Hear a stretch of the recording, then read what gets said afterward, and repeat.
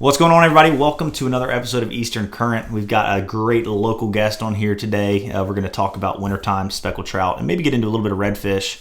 Just kind of talk about some of his tactics. He also gets very into following the weather and different trends like that throughout this time of year, which is super helpful. So if that sounds like something you're interested in, definitely stick around. We're going to have a great conversation. Before we get going, though, just want to remind y'all, go check out Eastern Current Fishing on Facebook. Just a great place to connect with other listeners. Go to our Patreon page if you want any extra content or you want to help support us. It definitely helps pay for all the back-end stuff, all the little subscriptions that add up to produce this podcast, and is super helpful. And it's always just such an encouragement when I see the people over there that really dig the content. So I appreciate that if you're already on Patreon. If not, go check it out. It's $5 a month, which is like a cup of coffee a month, and it's just super helpful. The other thing, too, is go check us out on Instagram. It's Eastern Current on Instagram, and you can also check us out on YouTube, and we appreciate all of those. But we're going to get into our conversation today. Excited about it, and I'm going to bring on our guest here. His name is Captain Ozzy. What's up, Ozzy? What's up, Big Cat? Oh, nothing much. I appreciate you making some time to hop on here and do a podcast with us. Heck yeah, man. Stoked to be here. For sure. We were just talking pre-show. Me and Ozzy were like kind of discussing the layout of the show and what we're going to talk about, and it's always.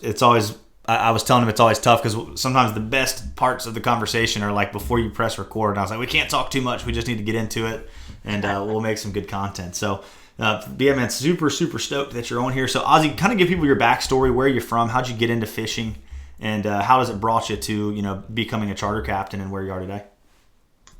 Yeah, so that's actually a pretty cool story that, or at least I think it's cool. So I grew up on the west side of the state, right out in between, the foothills of the mountains in North Carolina, pond hopping and bank fishing and all that good stuff.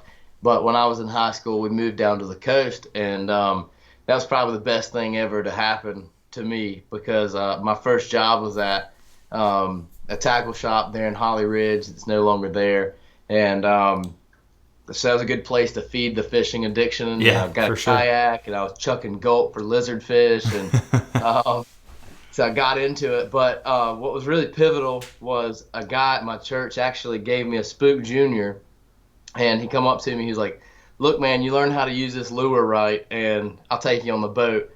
That's awesome. Because if you don't know how to use it, you're useless on the boat. That's all he threw.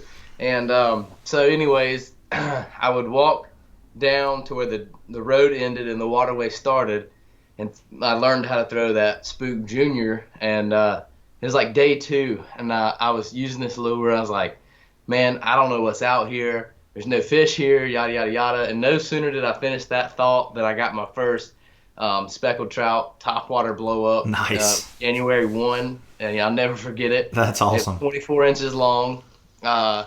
And from that day forward, I was absolutely ruined. I was like, that's it. I now identify as a speckled trout guy. Like, that's all I want to do. That's awesome. So, and from there, man, the addiction grew. I ended up graduating high school, and apparently people send you money for graduating high school. So I got a boat, man. I got a little aluminum boat when I graduated. That's awesome. And just kept feeding that addiction. Got hired at Eastern Outfitters. And just one thing after another, just got further and further into this fishing addiction. And here I am now. I'm a full-time firefighter in the city of Wilmington. And so that gives me 20 days roughly out of the month off. We have a pretty cool schedule. We're 24-hour shifts, and about 10 days a month we're on shift, and the rest of that time, the 20 days out of the month, we get to be a part-time something else. But that's awesome.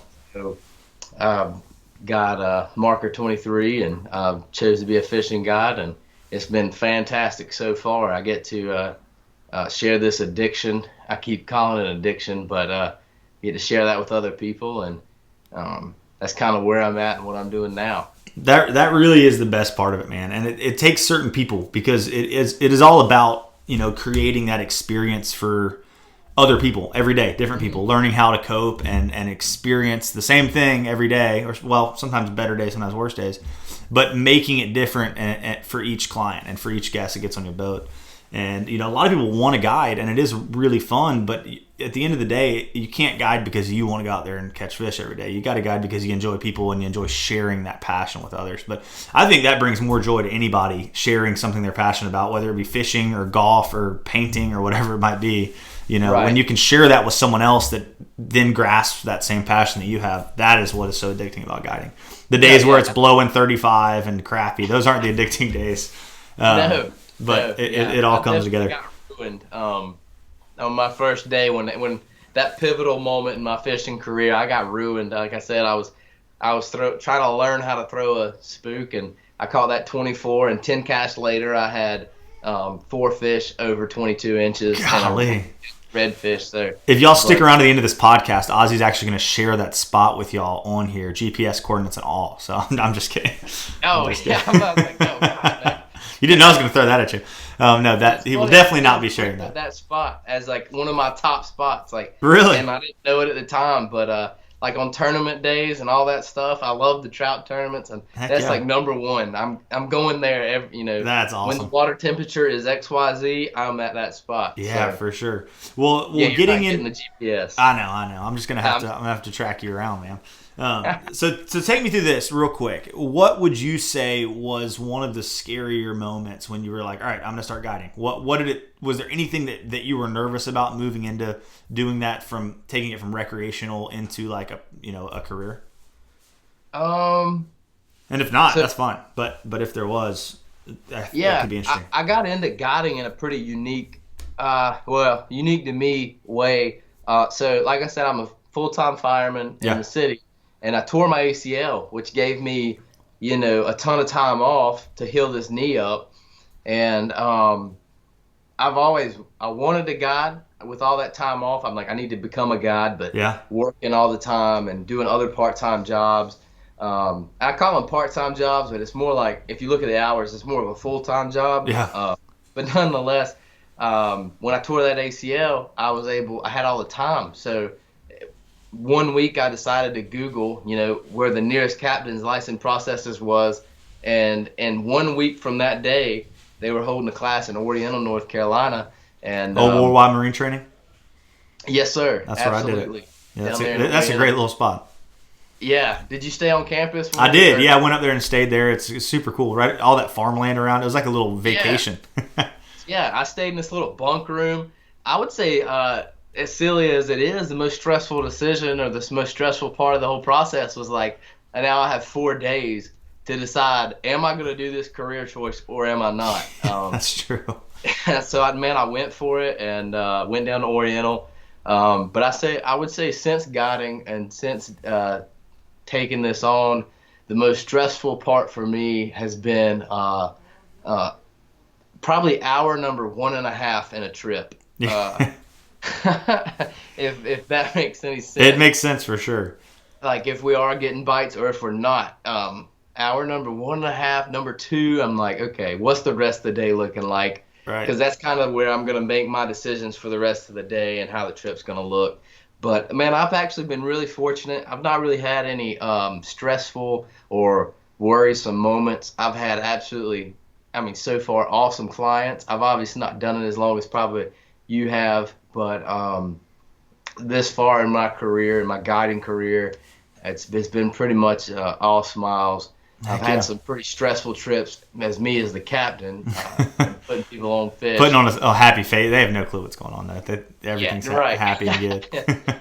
Yeah. But yeah, I've had awesome clients, and even we've had some really tough bites this January. I feel like this January has been one big northeast post front. Golly, it has. But and through that tough bite, man, the customers or clients and guests that I've had have been super stoked just to be out there, and they're awesome, and we've gotten along. So I don't really know that I've had any bummers or worrisome moments or any stressful moments thus far. Making that decision that quick was kind of tough, but yeah, for sure. I like what you said about hour 1.5 to a trip, and that plays into being a guide, but also being just a recreational fisherman.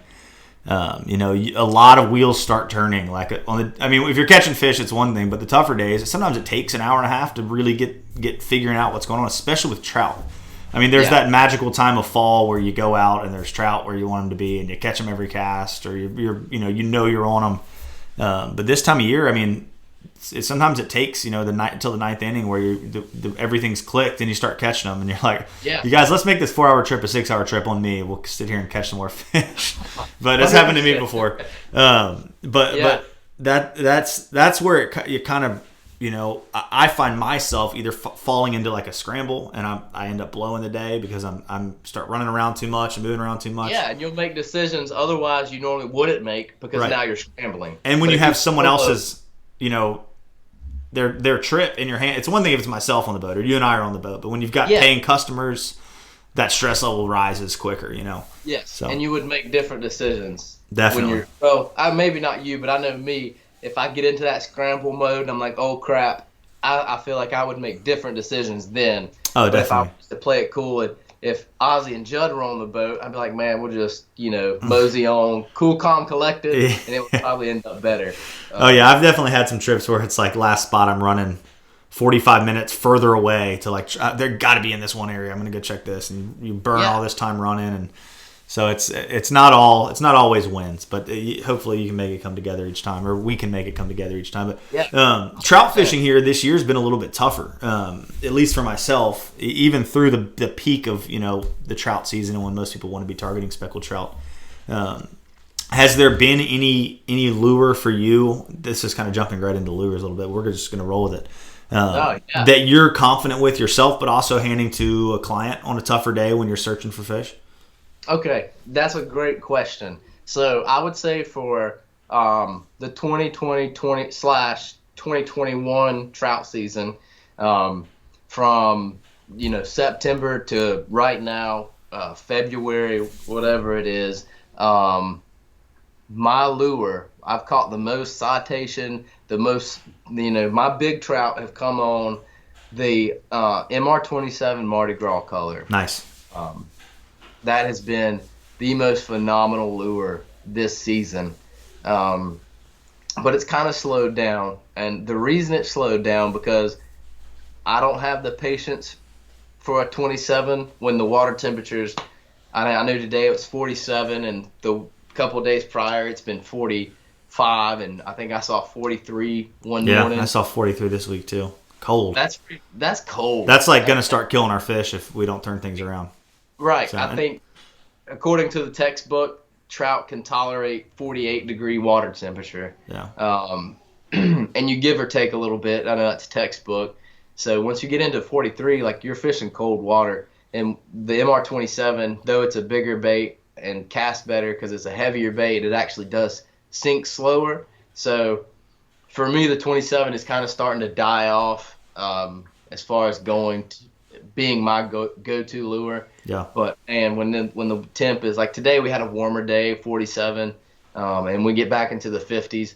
I'm really, really heavy on that 27. Yeah. And that Mardi Gras color, for whatever reason, has been a go-to color. But I'm also fishing brown water. Yeah. From the New River to the Surf City Bridge, maybe a little bit past that, but and just probably a little bit north of that when you start to get into Onslow Beach area. That's kind of my target zones. Yeah. But so we fish the dirty water, the brown water. When we say it's a clear day, you guys would probably say it's a pretty day. I love the dirty water, man. A lot of times, especially the redfish, they'll eat so much better in a little bit of stained water. Trout too. I mean, the trout this time of year in that clear water, I'm fishing 8-pound tests and definitely fishing it slow, and there's a lot of trout around right now, but they're just hard to get them to eat. And honestly, I probably shouldn't even try to fish for them too much in this temperature because I feel like, I don't know. Do you think catching a trout right now, it's got a good chance of dying if you don't obviously kill it yourself? Or if I killed it myself, you think that they release okay in this cold water? That's a great point. And me as an angler, in that conversation of, I don't know if it's trout conservation or does the trout die? I'm actually growing in that compartment. It's the big view when it comes into trout survivability and stuff like that. I'm growing and learning right now. So I want to say it definitely has a lesser of a chance because not only is it struggling to live right now, but then you're putting that extra stress on it. Yeah.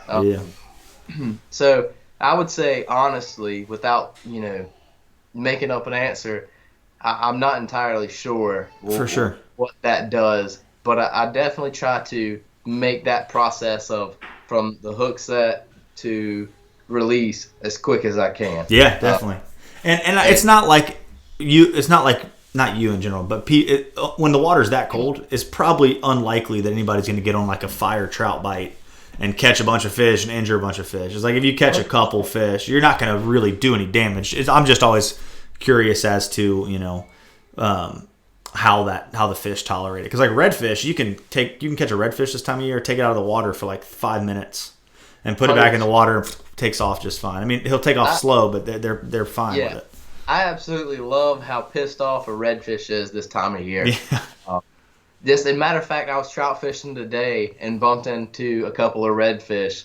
And of course, when you're trout fishing and you catch a redfish, you're like, I've got the man. Yeah. This is the dirty 30.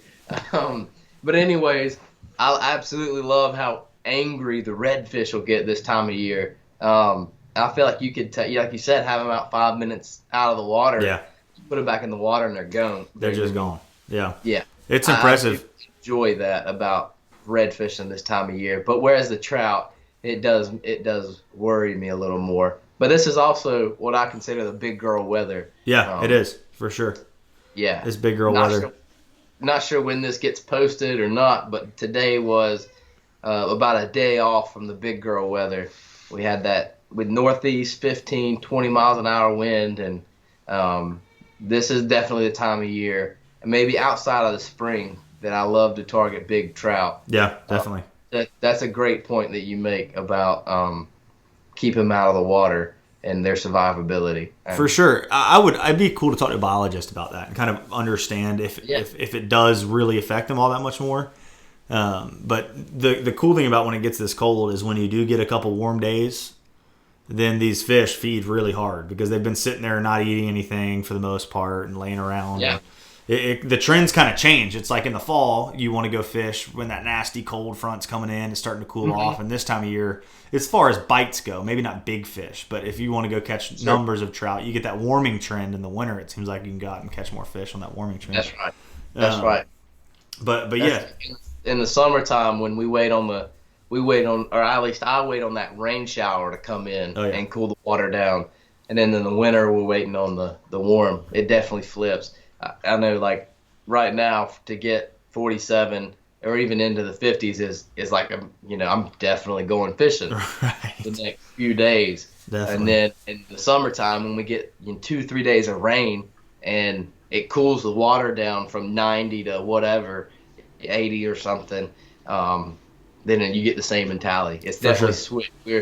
Whatever the dog days of summer, whatever the equivalent is, that's what we're in now. Yeah. We're looking for all the warm and the silk bottom and all that stuff. For sure. Anything to warm it up just a little bit. Definitely.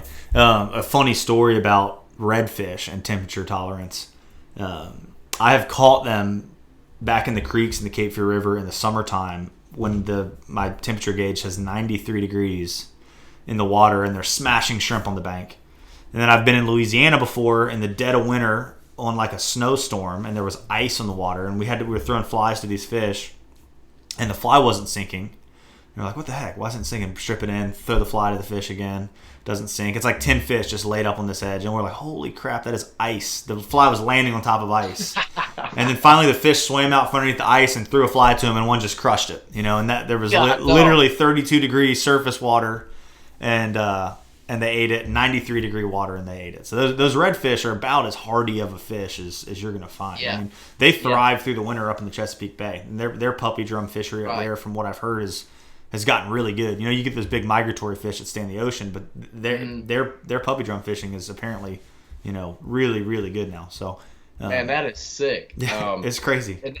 That really speaks to, probably every trip that I've been on, I've said that fish don't play by a certain set of rules. Right. because I love we'll get it in the first spot #1 and everybody's excited and stoked and everything. I love to lay out the game plan like, look, they're going to be sitting under this log because this and the barometer that. Right. And then I get done with my spiel and like, explaining why we are where we are and what we're doing. And then I end it off almost every time like, but fish don't play by a certain set of rules. Kind of like a caveat, but and that your story is a perfect example of that, like crushing flies on top at 32 and being in a creek when it's that warm and stuff like that. So it definitely goes to show that fish do not play by a certain set of rules. Yeah, they're impressive, man. They really are, especially redfish, just a hardy, great game fish. And, trout are the same way. They're a little more temperature tolerant, but they still have quite a huge range. I mean, the fact that people catch them all the way up into Maryland and catch them all the way down into Texas, and into Mexico even. I mean, I've caught them down in Mexico on a trip I was in down there and just crazy to see, their range is pretty huge. But let's talk a little bit, because we kind of talked on the phone about this, but you're asking if I kept, and I hate to say that I don't, but if I kept a fishing log or journal.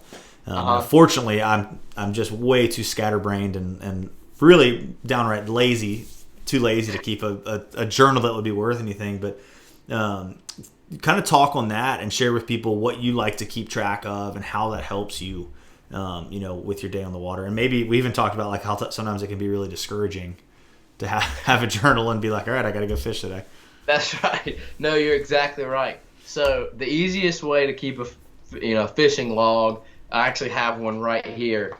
Amazon sells, not that I'm supporting or sponsored by anything. I'm just saying these fishing log, super basic fishing log, and they kind of spell it out for you. Yeah. What's the water temp? What's the depth? Blah, blah, blah. And then they give you a note page to keep whatever because it is kind of basic. Yeah. But it's a great place to start. And in most places, or most logs that I've kept, and I've not been keeping one that long, maybe 9 months to a year. I've been keeping a fishing log. Yeah.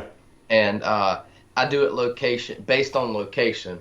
So for one day, I might have 4 entries if I caught fish in 4 different places. Gotcha. So I have, every place that I fish is an entry in that fishing log. Gotcha. I found that to be the best way to organize a fishing log, because I really struggle with organization. Definitely. Everywhere, including fishing. It kind of just transcends everything for me too. Oh, definitely. In fact, my fiance Jordan would probably agree that fishing is the probably most organized thing in my life. She'll get on to me from time to time that I'm so organized, my tackle box in my boat and my log. But nonetheless, a couple things that I look at, I'm really at. So like we talked about right before, speckled trout has my heart. Yeah. That's where my passion is. I love sight fishing for redfish, and I love fly fishing for redfish. But there's something special about a speckled trout, and especially when they get above 24 inches. Oh yeah. And then again, when they get above 27 inches, they just has a special place in my heart.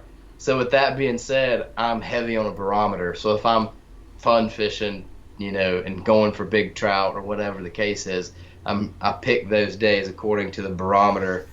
And the barometer, or the barometric pressure, is just an expedited way to see what's going on. So if you see 30 point whatever or into the 30s, this probably you can draw a bunch of things from that. That it's, if you see 30 or plus, you probably know that it's blowing north, and it's probably post front, bluebird, you know what I mean? Especially at least this time of year. And if you see 29 or lower, or 29 point something, then you can probably guess that you're going to get a front in the next week, and now is the time to go fishing. And so like I said, I'm heavy on a barometer. I love to see a stagnant low. that just is waiting on that front is somewhere below us, South Carolina or below us, pushing in. And as that barometer climbs, the fishing will get better and better and better until that post front. So long story short, when it comes to big fish, big trout, and just the bite in general, I found that no matter the species or whether you're in a flat or a river or a coastal creek, I find that the bite is pretty relevant to that barometer. 100%. But that's not to say you can't catch them on a high barometer. You just got to change a couple different things.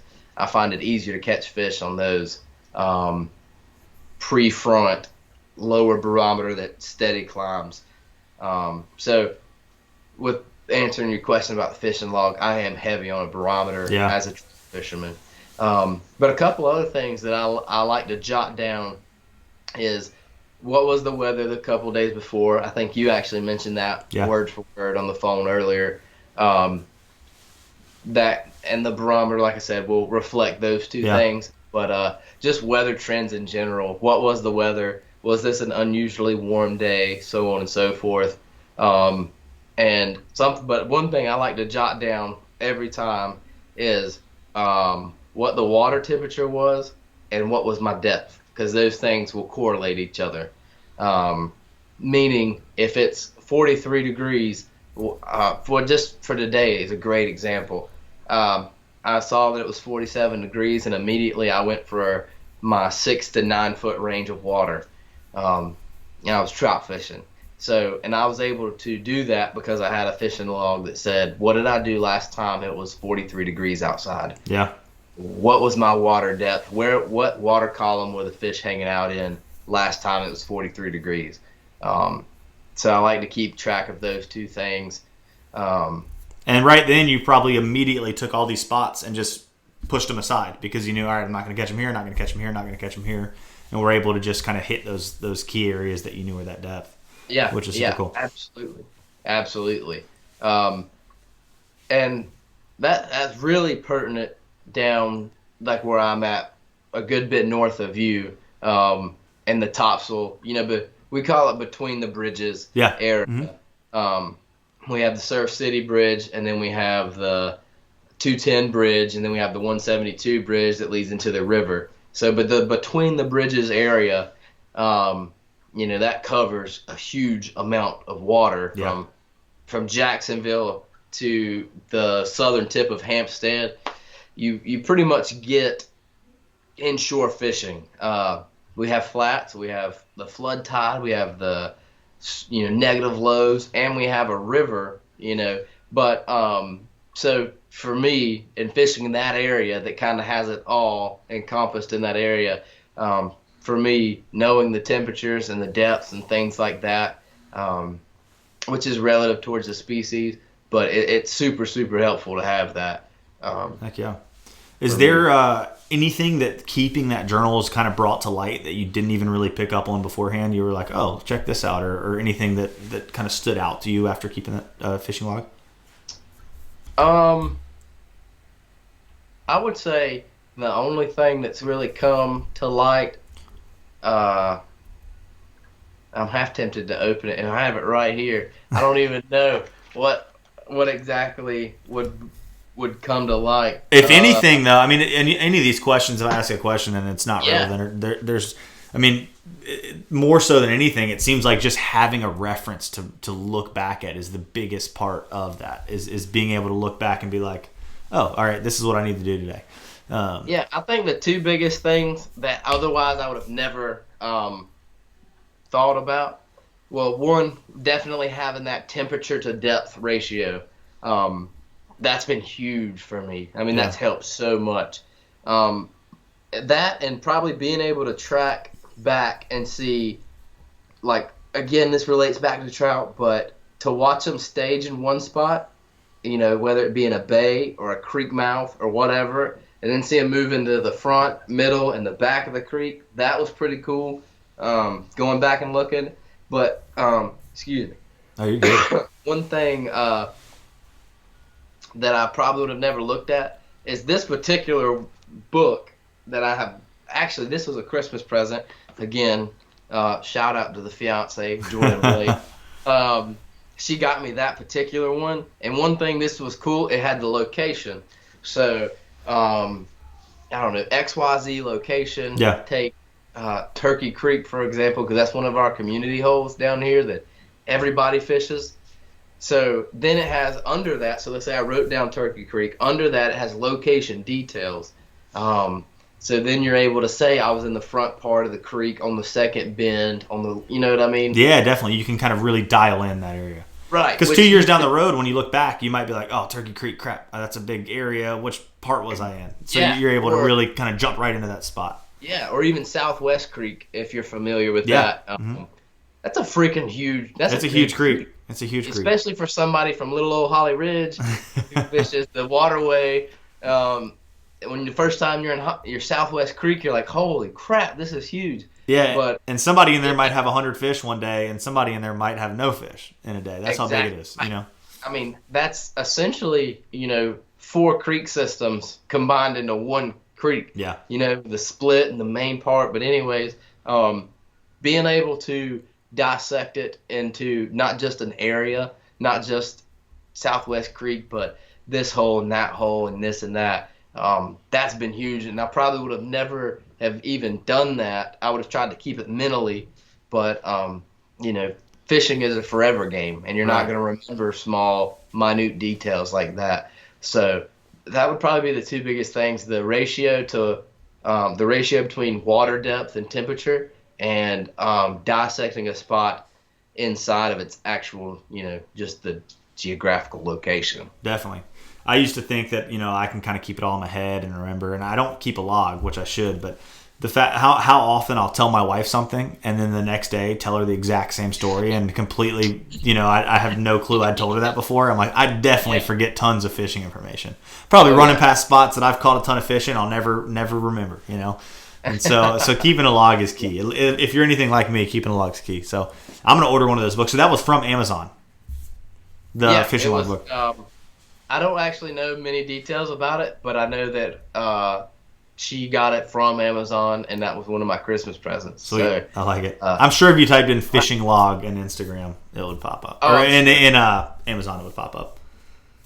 Right. Yeah. So. I'm sure it'll come up. And it's been super helpful. Okay. I've absolutely enjoyed, because before that, I was just using your standard, got my headphones on it, your standard notebook, like nothing special.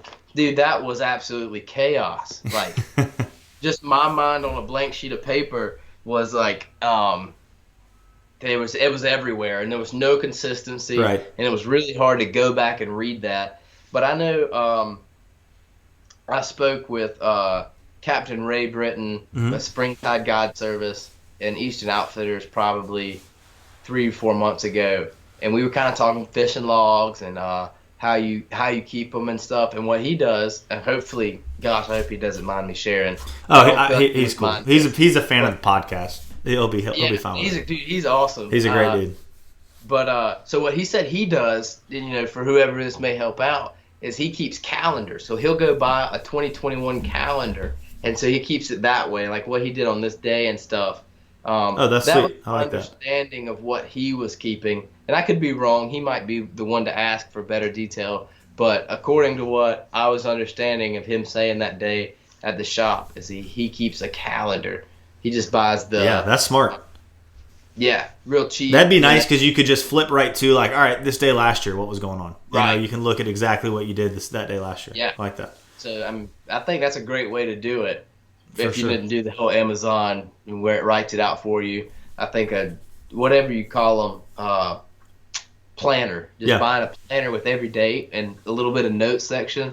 I think that's another great way to do it. Yeah, for sure. Well, you talked about how you love kind of following the weather and the barometric pressure and all these different factors that play into what makes fish go places and what makes them eat, what makes them do what they do. Is there any apps, any different websites, anything like that helps you kind of draw that together that's worth sharing? Yeah, Windy is the jam. Windy. I almost misspelled it, but nonetheless. Hey, you're a fishing guide, man. You can misspell it. That's all right. I can be illiterate if I want. I won't ask you to do any math either. At least don't ask me to do any math. We got a deal. But yeah, windy's great because not only does it tell you the wind, but then it tells you the gust, and you can look up the different like radars, satellite, and you can look up. I'm pretty sure you can look up the barometer or the barometric pressure on there. Uh-huh. But I use a totally different app for that. It's called Barometer. Yeah. So I click on it, and it kind of looks like a speedometer. It has I don't even know what the range is, but it pretty much stays between 29 and 30. So really quick, going down the waterway at 40 miles an hour, I can pull my phone up if I forgot to look, know that it's a little higher or a little lower than normal. Barometer, windy, and those have been the two biggest apps that I use. Nice. But I also use an app. So along with that, the paper fishing log that I use, I use an app called Angler Log. Okay. Which is probably just me being extra or scared of losing one of the two. Because I do keep that with me. The log it goes with me on the boat, and I'll write stuff down as the day goes on, and then I have it on my phone as well, because you can add pictures on your phone, and I can't add a picture in that. So you have to get old school, print it off, and tape it on your log. Yeah, I should do that. I should create a wall or something. That'd be cool. But Angler Log, Windy, and Barometer are probably the three biggest. Sweet. And then for the weather, I actually just Googling whatever, like say Sneads Ferry weather for the day, for the week, I found been the most accurate. Sweet. Heck yeah. Yeah. That's probably the biggest apps I use. I find myself I use Windy sometimes, but I've got this app called Fish Weather that draws a lot of stuff together. That's been pretty helpful for me as well.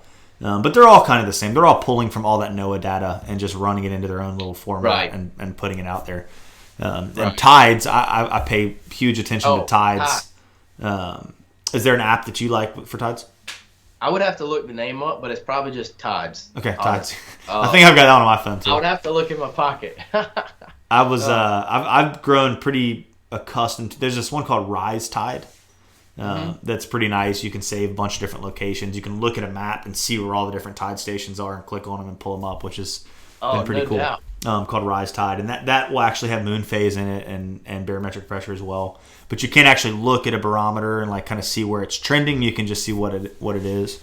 But that's pretty sweet. So you mentioned moon phase. Oh yeah, let's talk about moon phase a little bit. I forgot about one of my apps. So basically, if I'm planning a trip, I'll pretty much go through a series of clicking a few apps, and one of those apps are definitely the moon phase. Yeah.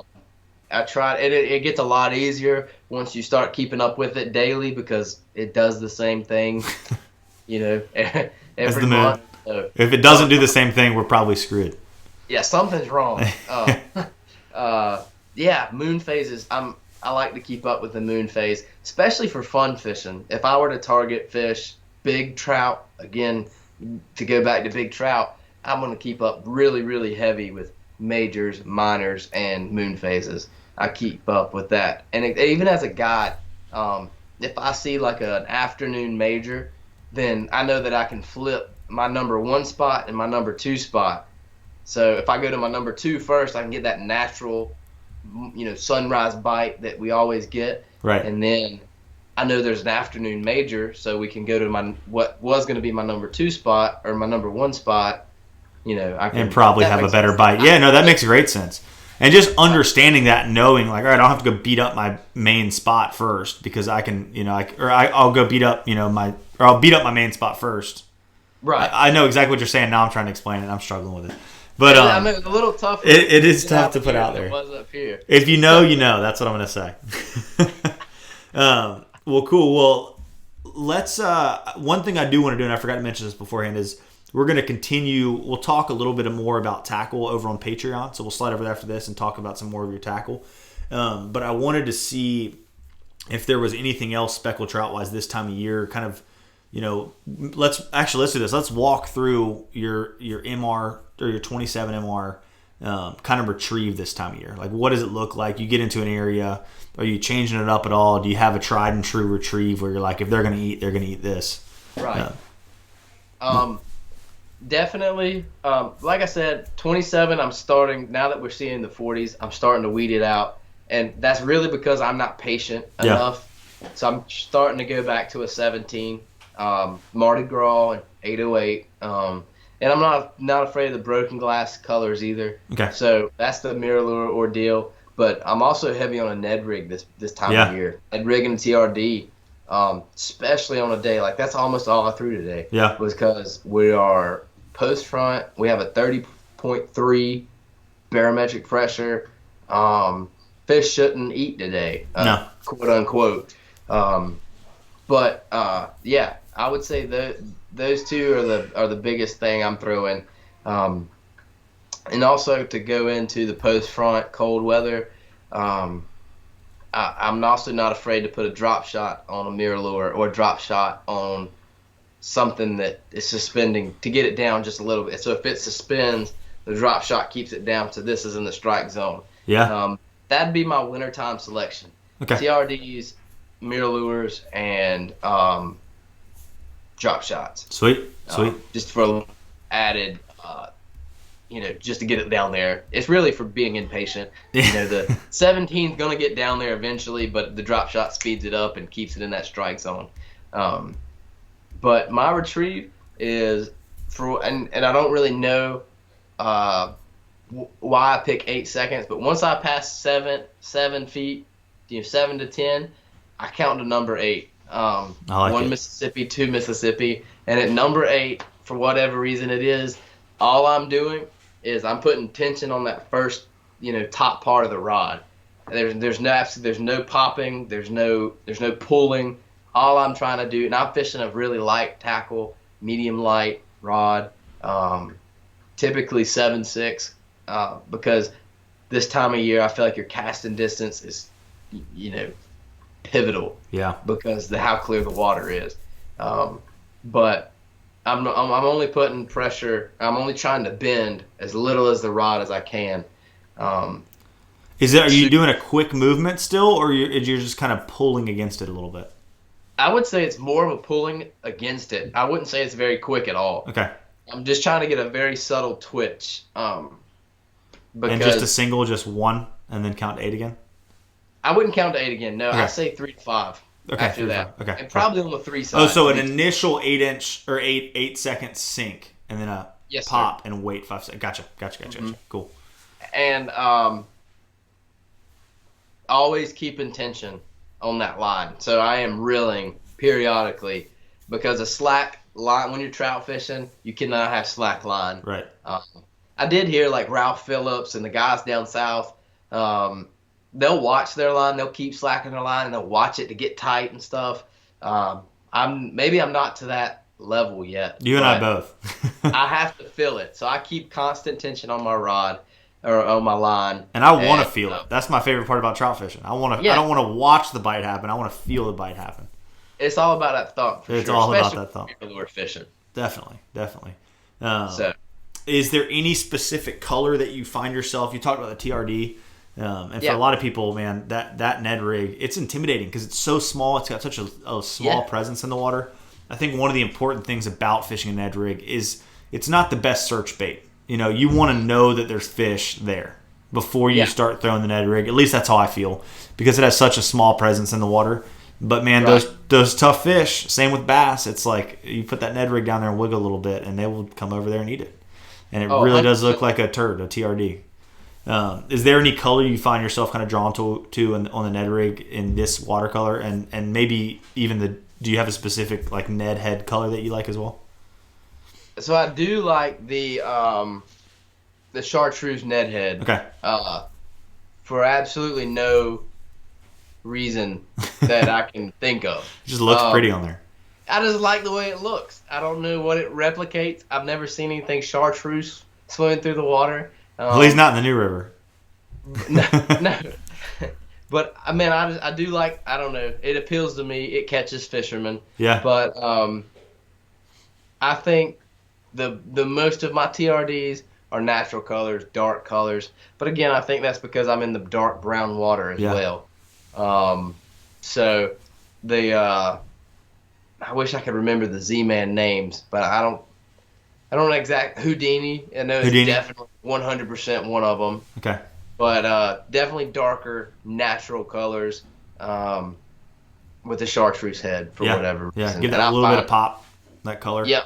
Yep, definitely. And today that was the deal. We had I was actually solo today, and me and the dog, and the TRD chartreuse head and a real dark color it was happening. So heck yeah, that's awesome. I found myself fishing the Ned rig a lot recently for redfish this time of year. You get those really pressured, these cold days, and having that really small profile bait and having it stand up on the bottom, whether it be a TRD. I actually fish a lot of small Ned creature baits as well, like little tiny. I got a bunch right here. Let me see.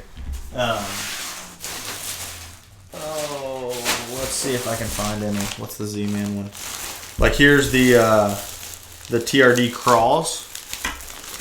For some reason, redfish love the. I need to switch over to my camera here. These little crawl baits and creature baits. I mean, they just resemble a crab. I mean, they've got those claws, and maybe they're a little different, but the redfish like that smaller profile this time of year. Now, there's a lot of days where a big paddle tail will get it done, but when you get those spooky schools, slow rolling a paddle tail, dragging on the bottom. But being able to, especially with that Z-Man, stand a little small bait up on one of those Ned heads and just kind of wiggle it as the school's going over it, and you won't see the bite, but they'll pick it up off the bottom, and it works really well. So and I'm not afraid either to. And I don't know if you saw, Captain CA just had a video about the same thing, but I'm not afraid to start cutting those down, because when you do, like you were talking about, in the post front cold weather. Same thing with moving the rod tip just a little bit. Super, super subtle. I find that like the trout tricks are just a little much movement, or the crawfish type baits are a little too much movement. So I'm not afraid to take a pair of scissors to them to make it to fit on that hook better, and to like simmer down some of that movement. For sure. Get that the crawfish action, because you got tentacles and claws going every which way. It looks great, but I feel like on a post front day, not that we're focusing on post front, but on a cold day when they don't really want anything flashy, they just want it in front of their face. I would definitely take a pair of scissors to a long bait or to a flashy bait, just like that crawfish or a trout trick or the Z-Man swimmer or swim something. The swimmers might be swimmers. Yeah. That's the cool thing about the Z-Man, man. You can trim that thing down; it'll still hold up real nicely, and such like great trimming baits. A fly. It is like trimming a fly. It's almost customizable in that way. It is. It really is.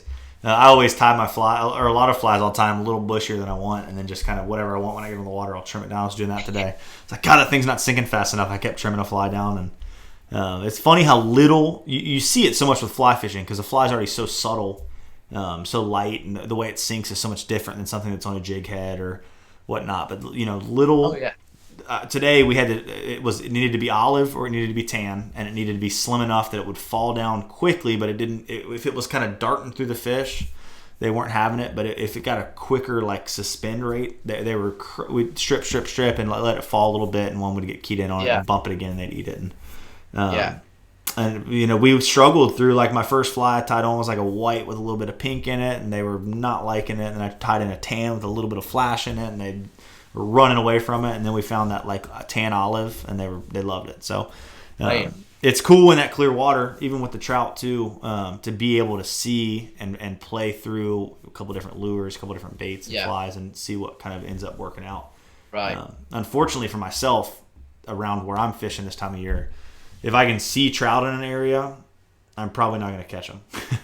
Or at least if I've gotten to the point of seeing them. If they're in a hole, I have this struggle of sight fishing so often that, like, I'll make a couple casts through a hole, and I'll be like, I need to see if they're in there. And then I'll go and blow all the trout out of the hole, and then go back and set up, and then never get any to eat. So I'm like, I need to just be more patient, sit there, fish my way through it a little bit more. But Right. But right on. Well, That's cool. tough. I mean, that's easy to say, but that's so hard to do. Oh, it can be so hard to do. It's like I tell myself, on a fun fishing day, I know where some big trout might be hanging out. I'm like, I'm gonna go make, I'm gonna spend 4 hours on this hole and just make every single cast through it with everything that I know they might eat.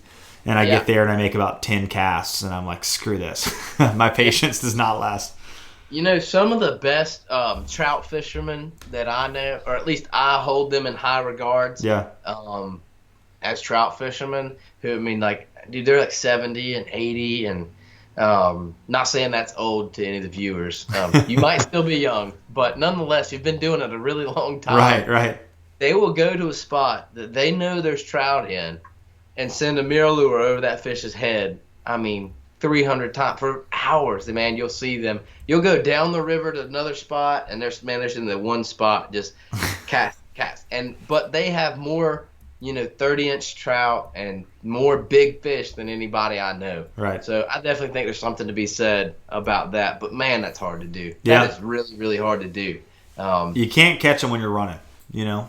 You can't catch them when you're running. Actually, one of the better tournaments I had this winter, I was fishing the Trout Madness. Yeah. Put on by what's it? I don't remember what his production company's name is. But anyways, Mike Mattis puts a Trout Madness. It's like a 1v1 tournament down there in Jacksonville. So anyways, one of the best tournaments I've had that series. I come out of the no wake zone in Jacksonville, and turns out my trolling motor just decides to crap the bed, and I don't have a trolling motor that day. So I run to a spot that I know that there's should be some fish in, and I drive up onto the bank, and that's where I fish for the 6 to 8 hour duration of that round in the tournament. And I weighed the most fish that day. Wow, that's awesome. When I had a fully operational boat, I didn't weigh as well as I did that day. Matter of fact, that's awesome. It was a pretty good day. So there's definitely something to be said about, man, dedicate that day to that spot that you think there's fish in. Most definitely.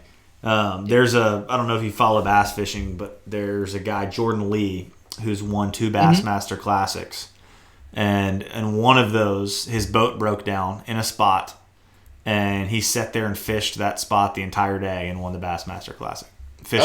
Beating up that one spot. And so, I mean, if the fish are there and the big fish are there, I mean, you're not going to catch those big fish there somewhere else if they're in that one spot. So sit there and... That's exactly right. And I can say this all day long on every podcast, and it still is so hard for me to go do that myself. But I think I like just running around, man. I'm a wild man. So. Yeah. I just like driving my boat more than I do too. Was there anything else? And again, for the listeners, we're also going to hop over and record a little bit of extra Patreon content for y'all to listen on over there if you are a Patreon member. But is there anything else you want to touch on over here before we end this podcast? Any encouraging words, enlightening words? Good fishing story? There's no substitute for time on the water. That's the truth. It's so discouraging. Once you start keeping a fishing log, it's so discouraging because you'll look at it and be like, I shouldn't catch a single fish today. We're northeast 20 miles an hour and post front, and it's bluebird outside and blah, blah, blah. But like me and you were just talking about on the phone before this podcast, you need to just go fishing, right? Because there's no substitute for time on the water. Definitely. You'll go on days that there will be 0% chance of catching fish. The majors and the minors are like that big, but you'll have some of your best days. Matter of fact, my personal best trout came on a day similar to that. It was like 30 miles an hour northeast, and the only thing I could do is get tucked way back in this creek, and the only fish I caught that day was ended up being my personal best trout. Heck yeah! What's your personal best trout? Oh. You don't have to share it. You don't have to share it. We can let it ride. It's better. I'm sure it's better than mine. 9 pounds, 28 3/4. Whew. It's definitely better. So yeah, than mine. that 10-pounder is haunting me. That 30-inch or 10-pounder, whatever.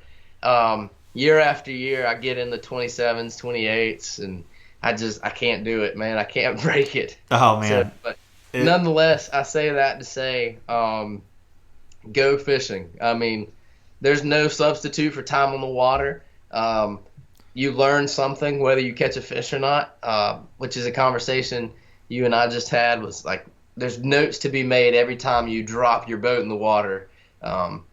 Just zero substitute for time on the water. To be a good angler, you have to go a lot. Yeah. And really learn your fishery. So Agreed. that's about all I got. Can't catch them from the couch.